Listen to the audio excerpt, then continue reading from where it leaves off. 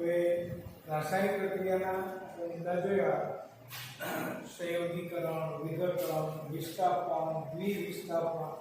હવે ત્યાર પછીનો છેલ્લો મુદ્દો ઓક્સિડેશન અને રિડક્શન। આપણે આગલા ધોરણમાં ભણી ગયા કોઈપણ તત્વોમાં ઓક્સિજન ઉમેરાવો કે હાઇડ્રોજન દૂર થવી આ ઘટનાને ઓક્સિડેશનની પ્રક્રિયા કહેવામાં આવે છે। રિડક્શન ઓક્સિજન દૂર થવું કે હાઇડ્રોજન ઉમેરાવો આ ઘટના પણ રિડક્શનની પ્રક્રિયા કહેવાય। પાછું એકવાર રિપીટ ઓક્સિડેશન કોઈપણ પદાર્થમાં ઓક્સિજન ઉમેરાવો પ્લસ થવું અથવા હાઇડ્રોજન દૂર થવું આ ઘટનાને ઓક્સિડેશન કહેવામાં આવે છે।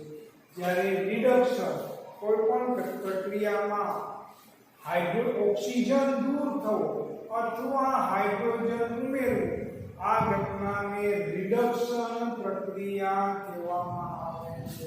આપણે પ્રવૃત્તિ એવી છે કે એક બીકરમાં તાંબાનો ભૂકો લઈ ધીમે ધીમે એને ગરમ કરવામાં આવે તો ગરમ કરતા કરતા તાંબાના ભૂકા પર કાળા રંગનું પડ ચડી જાય છે તો આ ઓક્સિડેશનની પ્રક્રિયા છે। ઓક્સિજન ઉમેરાવું એ આપણે લોખંડમાં ધીમે ધીમે કાટ લાગે ને કઠાઈ રંગનું પડ ચડે એ પણ એક ઓક્સિડેશનની પ્રક્રિયા છે પણ એમાં ભેગો પાણીનો ભેજ ભળતો હોય તો Cu+O2 કોપરને હવામાં ગરમ કરવામાં આવે તો હવામાં રહેલો ઓક્સિજન એમાં ઉમેરાય અને કોપર ઓક્સાઇડ બને છે જે ઓક્સિડેશનની પ્રક્રિયા છે।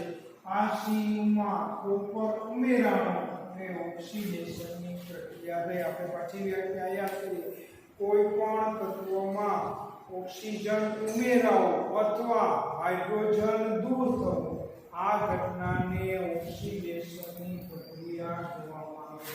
આ જ કોપર ઓક્સાઇડ હોય એને ગરમ કોપર ઓક્સાઇડને હાઇડ્રોજન વાયુ ઉપરથી પસાર અથવા તો ગરમ કોપર ઓક્સાઇડના પદાર્થને ગરમી આપીને હાઇડ્રોજન વાયુ પસાર કરવામાં આવે તો એમાંથી પાછી કોપર છૂટી પડે અને ઓક્સિજન હાઇડ્રોજન જે પાણી સાથે જોડાય તો અહીંયા જો આ કોપર ઓક્સાઇડમાંથી કોપર નીકળી ગયું ઓક્સિજન નીકળી ગયું એટલે એનું રિડક્શન થયું કે ભાઈ એમાંથી ઓક્સિજન દૂર થયો એટલે રિડક્શન થયું।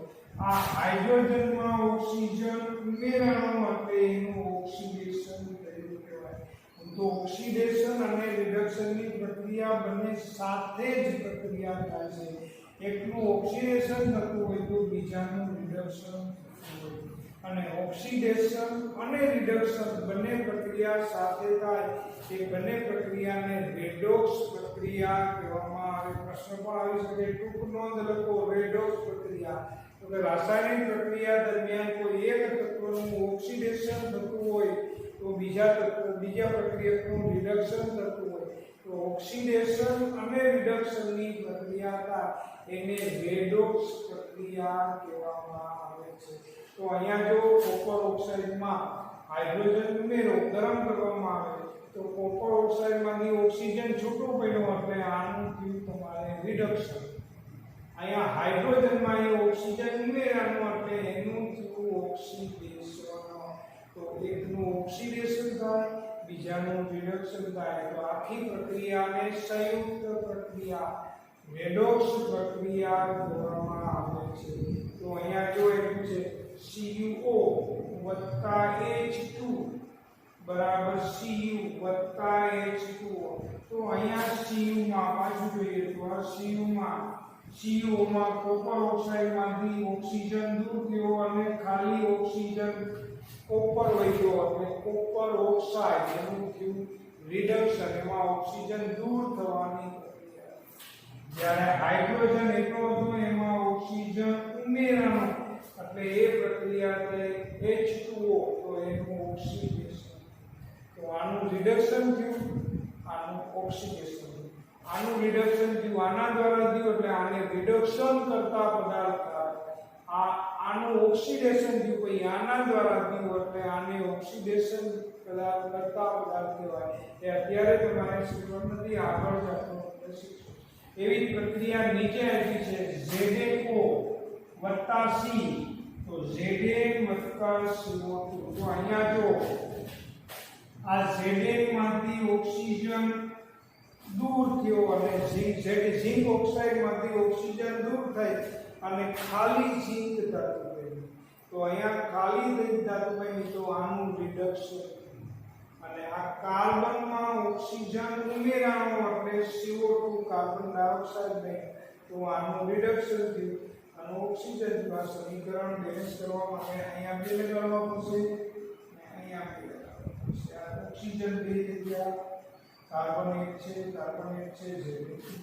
ZnO + C બરાબર Zn + C. તો આ પ્રક્રિયા આખી ઓક્સિડેશન. પ્રશ્ન એવો પણ આવી શકે નીચેના સમીકરણમાં ઓક્સિડેશન રિડક્શન સમજાવો. તો આપણે આ જોયું Cu + O2 બરાબર CO. અહીંયા કોપરનું આનું ઓક્સિડેશન થયું, આનું રિડક્શન થયું, આમાંથી ઓક્સિજન નીકળ્યો. અહીંયા પણ આનું રિડક્શન થયું, આનું ઓક્સિડેશન થયું. અહીંયા આપ્યું છે આનું રિડક્શન થયું, આનું ઓક્સિડેશન. અહીંયા પણ એવું એક સમીકરણ આપ્યું છે MnO2 + HCl બરાબર MnCl2 + H2 + Cl2. તો અહીંયા જો અહીંયા પણ બેલેન્સ કરવા માટે ક્લોરીન ના 2 છે, અહીંયા 2 લગાવશું એટલે બેલેન્સ થઈ જાય. ઓક્સિજનમાં 2, બીજી ઓક્સિજનમાં 2 લગાવશે ને MnO2 છે 4, હાઇડ્રોજન 4 લગાવશે.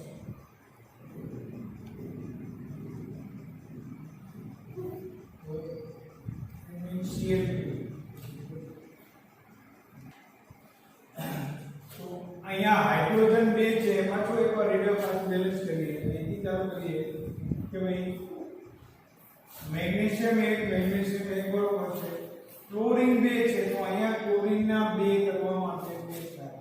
તો ક્લોરીનના 2 કર્યા તો હાઇડ્રોજનના 2 છે, તો હાઇડ્રોજનના 2 થઈ ગયા. ઓક્સિજનના 2 છે, તો ઓક્સિજનના 2 કરવા માટે અહીંયા 2 કરવા પડશે. તો આ ઓક્સિજનના 2 થાય. તો ઓક્સિજનના 2 એટલે 2 હાઇડ્રોજન 4 થયા, તો અહીંયા હાઇડ્રોજનના પણ આખા 4. તો 4HCl. હવે જો હાઇડ્રોજન 4, ક્લોરીન 4, તો ક્લોરીન 4 કરવા માટે અહીંયા ક્લોરીન તો સોરી અહીંયા 2 છે એટલે અહીંયા છે 4 છે. ઓકે, હવે જો MnO2 તો અહીંયા O2, પછી ક્લોરીન 2 અહીંયા 4, O2 અને હાઇડ્રોજન 4. સમીકરણ બેલેન્સ થઈ ગયું. તો અહીંયા જો હાઇડ્રોક્લોરિક એસિડમાંથી હાઇડ્રોજન દૂર થયું એટલે એનું ઓક્સિડેશન થયું. જ્યારે અહીંયા મેગ્નેશિયમ ઓક્સાઇડમાંથી મેગ્નેશિયમ ક્લોરાઇડ બન્યું તો એનું રિડક્શન થયું. એકનું ઓક્સિડેશન થયું છે, એકનું રિડક્શન થયું છે. આ ઓક્સિડેશન અને રિડક્શન પ્રક્રિયા છે. અહીંયા સુધી આપણે જોયું તો બધી જ રાસાયણિક પ્રક્રિયાના પ્રકારો આપણે જોઈ લીધા. સંયોગીકરણ, પછી વિઘટન, વિસ્થાપન, દ્વિવિસ્થાપન અને છેલ્લે ઓક્સિડેશન અને રિડક્શન. પાછું એકવાર ઓક્સિડેશન અને રિડક્શનની વ્યાખ્યા જોઈએ તો કોઈ પણ તત્વોમાંથી ઓક્સિજન ઉમેરાવો કે હાઇડ્રોજન દૂર થવો, આ ઘટનાને ઓક્સિડેશન કહેવામાં આવે.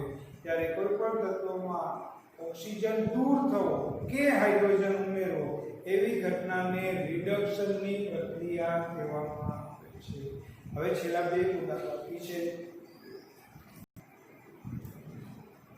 આપણા સ્વાધ્યાયમાં જે 2 સમીકરણ આપ્યા છે, તો Na+O2 સોડિયમ ધાતુને હવામાં રાખવામાં આવે તો Na2O એ બને. તો એમ કે આમાં ઓક્સિડેશન અને રિડક્શન સમજાવો અથવા સમજાવો. તો અહીંયા આ સોડિયમમાં ઓક્સિજન ઉમેરાતા સોડિયમ ઓક્સાઇડ બને તો સોડિયમનું ઓક્સિડેશન થયું કહેવાય. અહીંયા ઓક્સિજન દૂર થયો તો આનું રિડક્શન થયું કહેવાય. પણ આપણે અહીંયા વિચારીએ, આમ ના વિચારીએ તો એક જ લઈએ તો આ સોડિયમનું ઓક્સિજન થયું છે. હવે આ સમીકરણમાં સોડિયમમાં ઓક્સિજન ઉમેરાતા સોડિયમનું ઓક્સિજન થયું. કોપર ઓક્સાઇડમાંથી કોપર છૂટી પડી. આપણે જોયું હતું સમીકરણ આગળ કે ભાઈ કોપર ઓક્સાઇડના ને હાઇડ્રોજન ભરેલા વાયુ પાત્રમાં ગરમ કરો કે હાઇડ્રોજન કોપર ઓક્સાઇડ પરથી હાઇડ્રોજન પસાર કરવામાં આવે અથવા ગરમ કોપર ઓક્સાઇડ પરથી હાઇડ્રોજન પસાર કરવામાં આવે તો આ કોપર ઓક્સાઇડમાંથી કોપર છૂટું પડે એટલે આનું રિડક્શન થયું કહેવાય. અને હાઇડ્રોજનમાં ઓક્સિજન ઉમેર એટલે આનું ઓક્સિડેશન થયું કહેવાય. તો ભાઈ એકનું ઓક્સિડેશન થયું આ બીજાનું રિડક્શન. પ્રક્રિયામાં આગળ આપણે આવી રીતે સમીકરણ આવે તો આપણાથી આવી રીતે લખી શકાવા જોઈએ. આ રીતે થાય. ત્યાર પછી છે ક્ષારણ. ક્ષારણ એટલે કોઈ પણ ધાતુ પદાર્થો હવાના સંપર્કમાં, હવા અને ભેજના સંપર્કમાં આવવાથી એની ઘાસોટી થાય એને ક્ષારણ કહેવામાં આવે. સૌથી વધારે ધાતુ ક્ષારણ આપણે લોખંડમાં થાય છે અને એના કારણે લાખો કરોડો રૂપિયાની મિલકતમાં નુકસાન પહોંચાડે છે. આપણે અનુભવ હશે કે ભાઈ ખુલ્લી હવામાં રહેલી લોખંડની કોઈ વસ્તુ લાંબા સમયે કટાઈ જાય છે, ઉપર કથાઈ કરનું પડ બાજી જાય છે અને ધીમે ધીમે એનું ખવાણ થતું જાય છે. આ ધાતુ ક્ષારણ કહેવામાં આવે. સૌથી વધારે લોખંડનું ક્ષારણ જોવા મળે. એલ્યુમિનિયમની કોઈ પણ સપાટી હોય એને તમે સ્પર્શ કરશો તો ઉપરના ભાગે કાળું પડ જામી જાય છે. એ પણ એનું ઓક્સિડેશન અથવા ક્ષારણ છે. તાંબાના વાસણ લાંબો સમય, તાંબા પિત્તળના વાસણ લાંબા સમય પડતર રહેવામાં આવે તેમાં પીળા કે લીલા કે લાલ ડાઘા જોવા મળે છે. એ પણ એક પ્રકારનું ક્ષારણ છે. તો ધાતુ ક્ષારણ કે આ મુદ્દો આપણે વધારે મુદ્દો ધાતુ ક્ષારણ અને એને અટકાવવાના ઉપાયો આના પછીના ધાતુવાળા પાઠમાં વિગતવાર જોશું. તો એ ત્યારે જોશું ભાઈ કાટ લાગવા માટે ખાલી ઓક્સિજન ને ભેજ અને પાણી અને ઓક્સિજન અથવા તો પાણીની વરાળ કે ભેજયુક્ત વાતાવરણ ધાતુને લાગે તો ત્યારે ક્ષારણ થવાની ક્રિયા થાય છે. ચોમાસામાં લોખંડની વસ્તુઓ ઉપર કથાઈ રંગનું પડ જામી જાય છે. તો આવી વસ્તુ જે જુઓ છો તો એ ક્ષારણની પ્રક્રિયા છે. ક્ષારણની પ્રક્રિયાને કારણે ઘણા બધા નુકસાન થઈ શકે. તો ક્ષારણની પ્રક્રિયા અટકાવવાના પણ ઘણા ઉપાય છે. એ આના પછીના ભાગમાં જોશું. પણ આપણે જોઈએ છીએ આપણે વ્યવહારમાં ઘરમાં રહેલા લોખંડની વસ્તુઓને કલર કરીએ છીએ.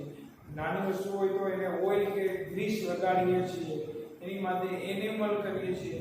ક્ષારણને અટકાવવા માટે મિશ્ર ધાતુઓ બનાવીને આપણે જે સ્ટેનલેસ કહીએ છીએ, સ્ટેનલેસ સ્ટીલ રસોઈના વાસણો એમાં બીજી ધાતુઓ ઉમેરીને સ્ટેનલેસ સ્ટીલ કરીએ એ પણ ક્ષારણ અટકાવવાના ઉપાય સ્વરૂપે મેળવેલી વસ્તુ છે.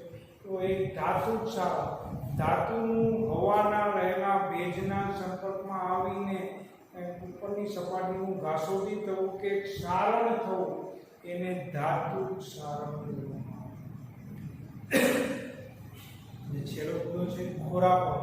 આપણે જોઈએ છીએ કે તળેલી વાનગી કે તળેલું ફરસાણ બે ચાર સમય કે લાંબો સમય ફરી ગયા પછી એના સ્વાદમાં અને સુગંધમાં કાંઈક ફેર થઈ જાય છે. તો આ તેલયુક્ત ચરબીયુક્ત પદાર્થો લાંબો સમય પડ્યા રહેવાને કારણે એનું ઓક્સિડેશન થાય અને ઓક્સિડેશન થાય એને સ્વાદમાં કે એમાં ફેરફાર થાય છે, જેને ખોરાપણું કહેવામાં આવે છે. આપણે કહીએ છીએ આપણે વ્યવહારમાં કે ફરસાણ તો ખોરું થઈ ગયું, ખાવા જેવું નથી, એમાં વાસ આવે છે. એનું કારણ એ ચરબીયુક્ત પદાર્થોને હવામાં રહેલા ઓક્સિજન સાથે સર્જાય એનું ઓક્સિડેશન થવાની ક્રિયા. તો આ ઓક્સિડેશન થવાની ક્રિયાને આપણે ખોરાપણ કહીએ છીએ. આ ખોરાપણ બચાવવાનો ઉપાય આપણને ખબર છે કે ભાઈ એને હવા ચુસ્ત બંધ કરવામાં આવે તો પણ ખોરાપણ ઘટાડી શકાય. અત્યારે બજારમાં મળતા ટીન કે તૈયાર પેકેટોમાં નાઇટ્રોજન પેકિંગ કરવામાં આવે છે. તો એમાં શું કરવામાં આવે, કોથળીમાંથી એક બાજુથી હવા કાઢી અને નાઇટ્રોજન વાયુ કરવામાં. નાઇટ્રોજન નિષ્ક્રિય વાયુ છે એટલે ઓક્સિજનનું પ્રમાણ નહીવત થઈ જાય એટલે એનું ઓક્સિડેશન ખાદ્ય પદાર્થોનું થતું બંધ થઈ જાય અને લાંબો સમય એના કરતાં વધારે લાંબો સમય એને સાચવી શકાય છે. તો આ ખોરાપણ અહીંયા પાઠના બધા ટોપિક પૂરા થઈ ગયા. આપણે જોયું આ પાઠમાંથી 2 માર્કનો પ્રશ્ન આવે તો આપણે કહી શકાય કેવો પ્રશ્ન આવે, સંયોગીકરણ એટલે શું, વિસ્થાપન એટલે શું, વિઘટન એટલે શું, દ્વિવિસ્થાપન એટલે શું, ઉદાહરણ સહિત સમજાવો. નીચેનું સમીકરણ સમતોલિત કરો. સમતોલિત સમીકરણમાં ઓક્સિડેશન અને રિડક્શન બતાવો. આનાથી વધારે બીજી કોઈ પ્રક્રિયાઓ છે? છેલ્લો પાઠ છે પ્રક્રિયાને યાદ કરશું અને જોશું અને હવે સ્વાધ્યાયના પ્રશ્નો કરવાના. પાઠ્યપુસ્તકમાં આપણે જે સમીકરણ બેલેન્સ કરો એવો પ્રશ્ન છે અને એ પ્રશ્નનું સોલ્યુશન આપણે જોઈએ છીએ. પ્રશ્ન નંબર નીચેના સમીકરણ સંતુલિત કરો 6. એમાંથી એક સમીકરણ લીધા છે કે અહીંયાથી જોતા જાય. અહીંયાથી લઈએ કેલ્શિયમ A, નાઇટ્રોજન 2 અને ઓક્સિજન 6. પણ અહીંયા આપણે કઈ ચાલુ કરીએ હાઇડ્રોજન. તો હાઇડ્રોજન 2 તો આ બાજુ હાઇડ્રોજન 2 કરવા માટે મેં અહીંયા 2 વડે હાઇડ્રોજન 2. તો હાઇડ્રોજન 2 ને 2 થયા. તો હવે જો હાઇડ્રોજન 2 અહીંયા અને 2 અહીંયા 4. તો અહીંયા હાઇડ્રોજન 2 છે એટલે હાઇડ્રોજનને 2 ના 4 કરવા માટે 4. આ સમીકરણ સંતુલિત થઈ ગયું. હવે જોતા જાઓ હાઇડ્રોજન 2 નાઇટ્રોજન 2. તો આ નાઇટ્રોજન 2 ઓક્સિજન 3 2 6 ઓક્સિજન 3 2 6 પછી આ 3 2 6 અને 4 અહીંયા 10. તો અહીંયા 3 2 6 અને આ 2 ને 4 10 અહીંયા જો. તો HNO3 અહીંયા તો લઈએ બસ. આ જો આપણે પહેલે દે અહીંથી લઈએ કેલ્શિયમ 1. તો કેલ્શિયમ નાઇટ્રોજન 2. તો નાઇટ્રોજન 2 કરવા માટે મેં અહીંયા 2 વડે કર્યા. તો નાઇટ્રોજન 2 થઈ ગયા. ઓક્સિજન 3 2 6 ને 1 અહીંયા છે 7 છે. તો અહીંયા હું 2 કરી દઉં એટલે હાઇડ્રોજન 4 અને ઓક્સિજન 8. તો અહીંયા ઓક્સિજન 3 2 ને 3 6 8 થઈ ગયા. અહીંયા લેતા જઈએ હાઇડ્રોજન 2 નાઇટ્રોજન 2 ઓક્સિજન 6 વત્તા 2 8 કેલ્શિયમ 1 અને હાઇડ્રોજન અહીંયા 2 છે અને અહીંયા 6 છે. અહીંયા હાઇડ્રોજનના 3 2 ને વત્તા 2 4. તો અહીંયા પણ કેલ્શિયમ 1 નાઇટ્રોજન 6 નાઇટ્રોજન 2 ઓક્સિજન 6 અને અહીંના 2 6 વત્તા 2 8 અને હાઇડ્રોજન 4. તો હાઇડ્રોજન 4 હવે સમીકરણ થઈ ગયું. ત્યાર પછી બીજું સમીકરણ લીધું છે ઉપર લખ્યું છે 2HNO3 વત્તા CaOH twice CaNO3 વત્તા 2H2O. બીજું સમીકરણ છે NaOH વત્તા H2SO4. સોડિયમ હાઇડ્રોક્સાઇડમાં સલ્ફ્યુરિક એસિડ ઉમેરવામાં આવે તો Na2SO4 વત્તા H2O. તો અહીંયા Na2 છે તો આ 2 કરવા માટે મેં અહીંયા 2 વડે ગુણ્યા Na2 સલ્ફર 1. તો અહીં સલ્ફર 1 છે ઓક્સિજન 4 અહીંના અને 2 અહીંના 6. તો 4 અહીંના અને 2 અહીંયા કરવા માટે મેં અહીંયા 2 વડે ગુણ્યું તો 6. હાઇડ્રોજન 4 તો હાઇડ્રોજન અહીંયા 4 થયા. તો અહીંયા પણ 2 અહીંના અને 2 અહીંના 4. ત્યાર પછીના આ સમીકરણ લ્યો તો NaCl તો Na Cl તો Cl AgF તો AgA તો Na અને O3 કમ્પ્લીટ રેડી છે એટલે એને કોઈ બેલેન્સ કરવાની જરૂરિયાત નથી. અહીંયા પણ BA1 તો BA હાઇડ્રોજન H2 તો અહીંયા BaH2SO4 તો અહીંયા આપણે 2 કરવા પડશે તો H2 hydrogen 2 sulphur 1 oxygen 4 chlorine 2. તો આ બધા સમીકરણો બેલેન્સ થઈ ગયા છે. અહીંયા પ્રકરણ પૂરું થાય છે. હવે વાત કરીશું બેસવાનું છે.